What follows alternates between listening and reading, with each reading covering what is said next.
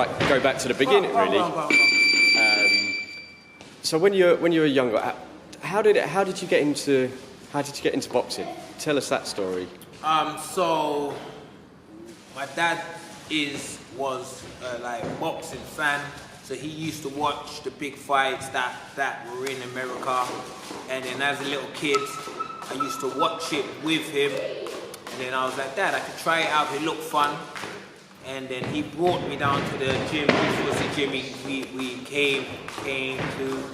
And then I fell in love with boxing, and I've been doing it ever since. So as a child, so hence when I was in like Vegas, I would always think, this is what I wanted to do as a kid, and I'm actually doing it. So it's always like a big deal to me that I actually got here through hard work and not like the same one else. Through I like deserve to be where I am.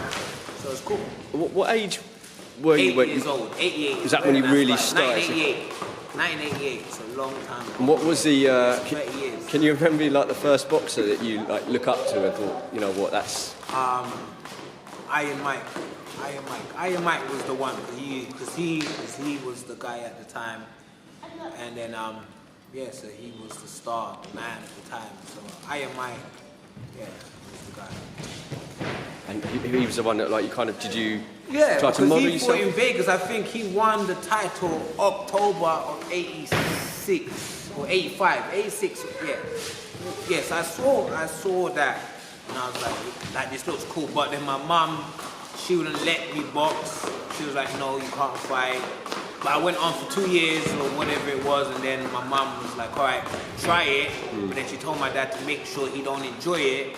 But then I came here, I had fun, and then that was the end of it. I was like, I want to do it. So what was did you have like much amateur background on fights? I had 40 wins and 10 losses, so it was okay. I didn't win anything. I got to the Northwest Divs like 3 times or so, and I always lose to the guy who went on to win it, so it wasn't meant to be in the amateurs. I was alright, but I just wasn't one of the best. Yeah. My div was always just hard. Like, you know, when you're in a division and it's hard, so you know. And how long were you like as an amateur for in the amateur ranks? I was an amateur from, I'd say, 6 years. I was competing for 6 years. And went to around the world? Well, I competed at Stowe Club. I had 3 fights with Stowe, and then I had the rest of my fights here. So, yeah. Did you fight anyone in the amateurs that... Lee Beavis, I think, was the best one I fought. I think he went on to win it. Lee Beavis, he went on to win it. 1 year he went on to win it. I think that might have been 99, long time ago, is what I'm saying, long time ago. So Lee Beavis, but he turned pro, but he went jail. So that messed up his career. He went to jail for something. So, it's like, man, it's weird.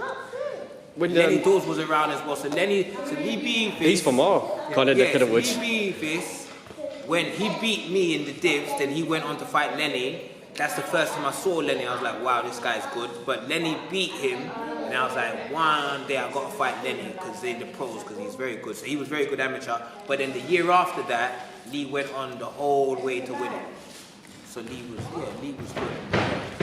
When it came to turning professional, was that like an easy decision? When you wanted to turn professional, was it an easy decision?